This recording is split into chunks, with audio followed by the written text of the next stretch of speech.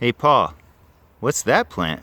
Well, this plant here, Scott, is you could call it a red powder puff, or I've seen pink powder puff, but in fact, we'll give you the scientific name and the link, the description, but there's actually over 140 different types. So I'm not really sure what type of here. The one when I bought it, they called it a red powder puff, and they're depending on what species you get. Like I said, there's over 140. They're tolerant down to 20 degrees or down to 40. However, this one we bought locally, so I would assume it's going to be tolerant. I had one a few years ago that was a bit more pink, and it did really well. It grew about 10, 15 feet. It was huge. I'd prune it back. Did really, really well here. However, a gopher came under and just ate right at the stalk, right at the stem, and just destroyed the plant. It just fell over. So I was pretty sad. So I finally found another one. I can tell you this is a darker red color, and it definitely does really well in the winter. It doesn't really die back. It's just very, very great slow growing plant.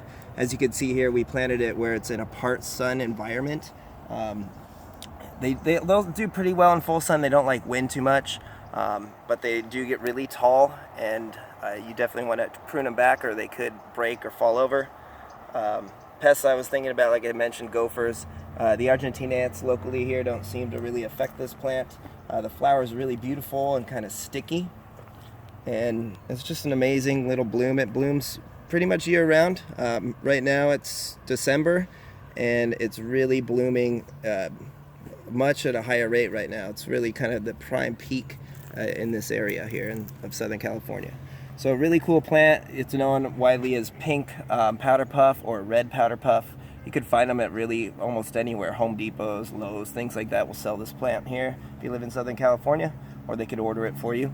But it's an awesome little beautiful plant that just really adds some texture and beauty to your landscape project or your garden. So hopefully you can see some more videos in the future from us, and we'll keep them coming. All right, bam.